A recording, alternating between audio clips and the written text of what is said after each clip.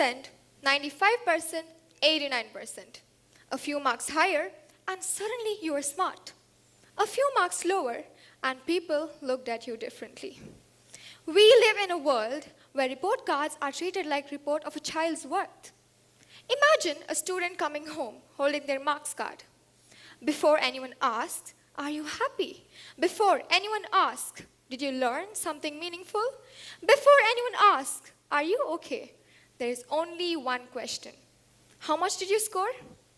And in that moment, just a number becomes more important than a human being. Growing up, I was always known as a topper, the bright student, the one teachers praised, and the one relatives compared others to. And honestly, for a long time, I loved it. Because when you're constantly being rewarded for your marks, you slowly begin to believe that those marks are your identity. If someone asked, "Who is she?" the answer was never, "She's creative, she's thoughtful, she's kind." It was always, "She scores well." And without realizing it, I started measuring my self-worth through numbers printed on papers. When a child constantly hears, "You scored well, so you're smart," they begin to believe achievement is the only reason they deserve appreciation. And the dangerous part is this: the moment their marks fall, their confidence falls with them. By 10th grade, my entire life revolved around becoming a topper. Every test felt like survival. Every mark felt personal. I still remember asking myself something really heartbreaking. What if I don't score well anymore? And then another thought followed. What if people stop loving me? What if my parents stop loving me? Imagine being so young and already believing that your worth depends on marks. That is what pressure can do to a child. Children are introduced to comparison before they even understand themselves. Class ranks, topper list, merit lists, cutoffs, and percentages. Before many students discover their passion, they already feel inadequate. And then, finally, results day came. I scored 90%. I became the school topper at Mount Crest Academy. Yeah, the exact thing I had spent an entire year chasing for. But then, I need to say this. And this achievement was only possible because of the constant support I received from the school, my teachers, and obviously my parents. But instead of feeling happy, guess what? I cried. Not because I failed, but because I felt like I still wasn't enough. And that scared me. Because for the first time, I realized something important. When children are taught that marks define their worth, even success stops feeling meaningful. Somewhere along the way, education became more about performance than learning. Students stopped asking, "What can I understand?" and instead started asking, "What will come in the exam?" Trust me, I've been through that. We are producing students trained to score marks, but not always students trained to think independently. Then life changed. After the lockdown, everything became harder than it looked from the outside. Yeah, from the outside, I still looked like a bright student, but inside I was struggling. And nobody saw the efforts behind them. No one asked me, "How are you feeling? Are you okay? Or is something hurting you?" And again, the only thing mattered was my performance. And slowly, I began questioning the system we grew up in. Since childhood, we are taught to prove intelligence through scores and through exams. But what does that actually mean? Does memorizing textbook lines and rewriting them an exam truly define intelligence? We celebrate those who can memorize fastest. But what about creativity? What about leadership? What about innovation, kindness, emotional strength, and problem solving? Why are those never graded? Because if marks alone measured intelligence, then every topper would automatically become successful, innovative, and fulfilled in life. But that's not reality. Life is far more complicated than a 3-hour exam. And then again, during my 12th board exam, life tested me again. My cat, Gucci, passed away. He had been with me for over 8 years. And now for some people, that may sound small, but for me, he was family. I remember before an exam, he would sit beside me while I revised. And before leaving, I would give him treats and jokingly ask him to pray for me. During one of the most important phases of my life, he was gone. I remember sitting in examination halls, carrying grief heavier than my school bag, writing answers while silently mourning over someone I loved. And despite all of that, I still scored around 80%.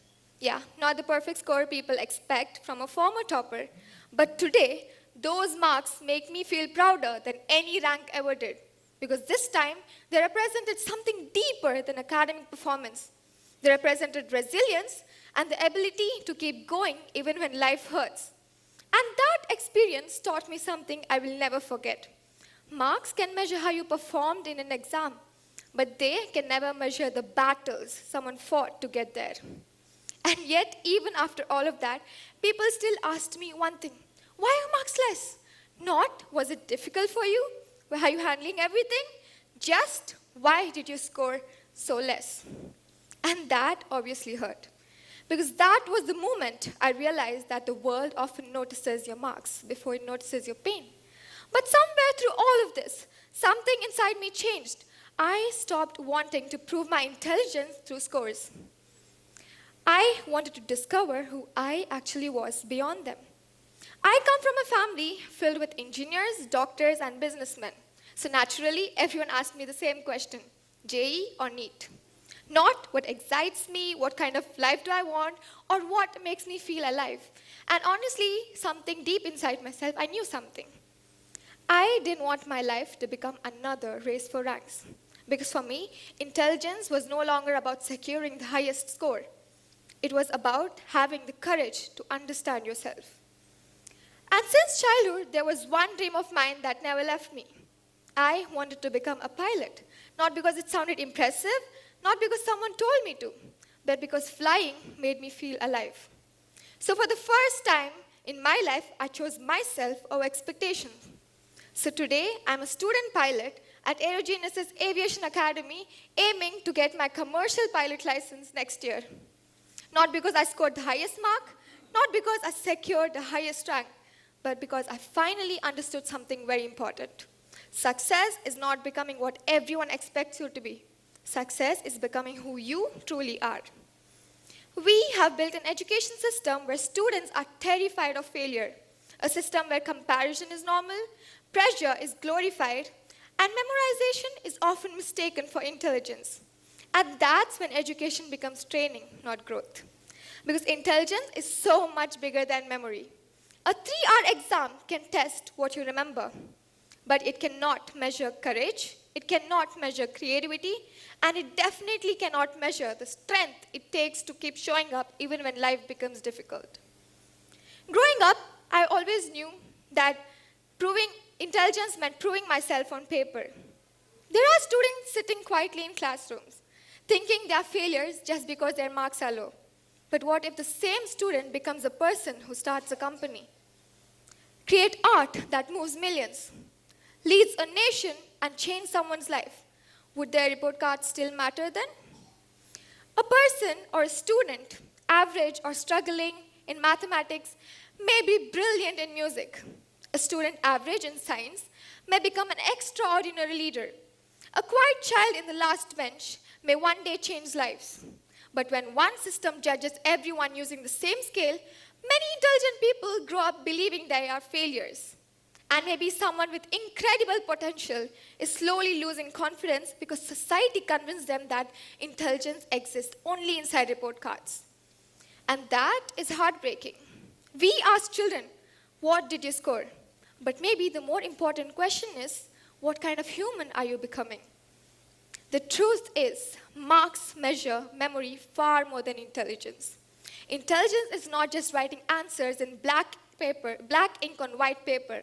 Intelligence is thinking differently, solving real-life problems, understanding people, standing back up failure, and having the courage to dream when nobody believes in you.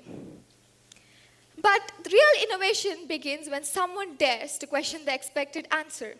The world's greatest inventors, artists, entrepreneurs, and leaders were not remembered because they memorized information. They were remembered because they dared to think differently.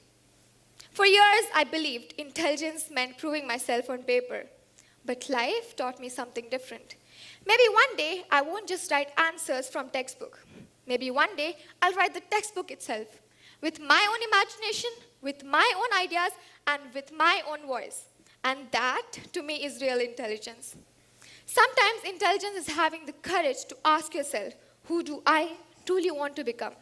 And maybe that is something no report card can ever measure. Because education was never supposed to create perfect scores. It was supposed to create curious minds, creative minds, and human minds. A report card should describe a performance in an exam, not the value of a human being. And before we even noticed, we stopped raising minds and started raising marks.